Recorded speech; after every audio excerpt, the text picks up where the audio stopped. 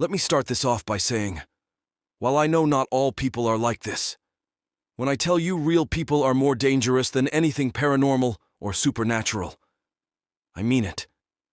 While the spookies have their place, I am far more afraid of what a person can do rather than some ghost, demon, ect. You get my point. Anyways, the story I'm about to tell you is 100% true. This happened back when I was a teenager, but it still scares me to this day. I'm a 24-year-old woman now, and this story is the reason I refuse to work or go out at night anymore. For context, I used to work at a fast food joint during closing shifts. I'm not entirely sure if I'm allowed to mention the restaurant's name. So, for privacy reasons, and because I don't want to get into trouble, I'll refer to the restaurant as The Joint, LOL on with the story. The last car finally pulled away, marking the end of another long day. It was closing time. I never quite understood why people rush to a fast food joint just before closing.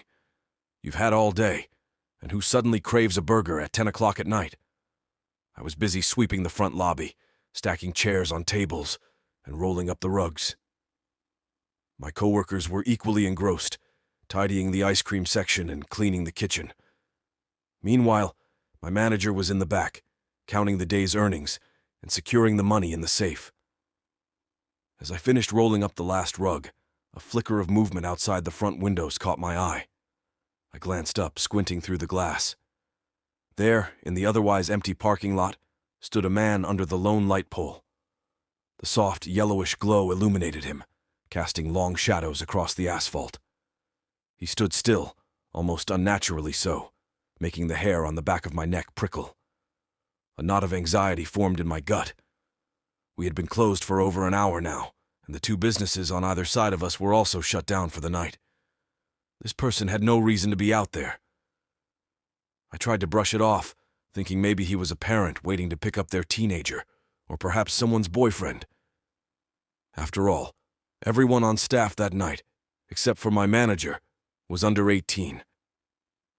Yet something about the way he stood so still under that lone light made it hard to shake the uneasy feeling creeping over me. I tried to push my unease aside. This wasn't my first rodeo dealing with weirdos. For some reason, our restaurant seemed to be a magnet for creeps, weirdos, and crackheads. I'd lost count of the times I'd had to serve belligerent, drunk men or deal with violent adults furious over a wrong order. I even once watched a grown woman jump over the counter to fight one of my coworkers, who, by the way, was a minor, because she claimed they gave her attitude.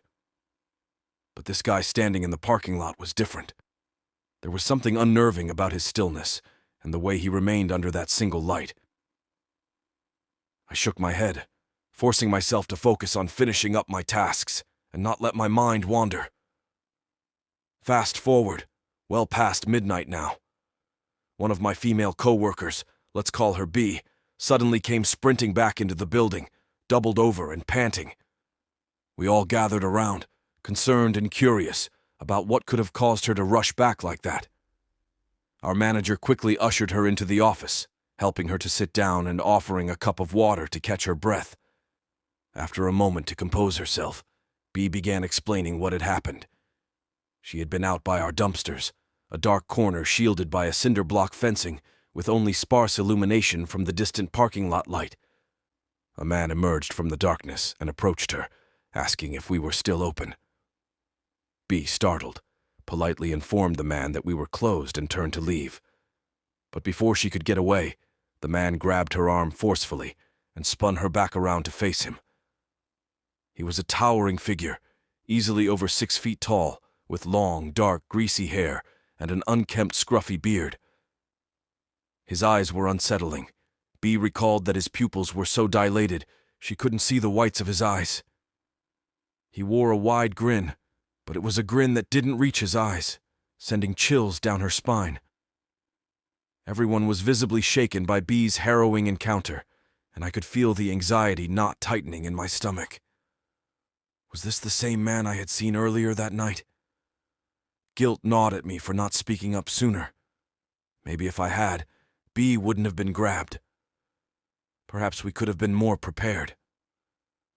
Questions buzzed in my mind like a swarm of bees. Our manager, now thoroughly spooked herself, sternly declared that no one was to go outside alone anymore.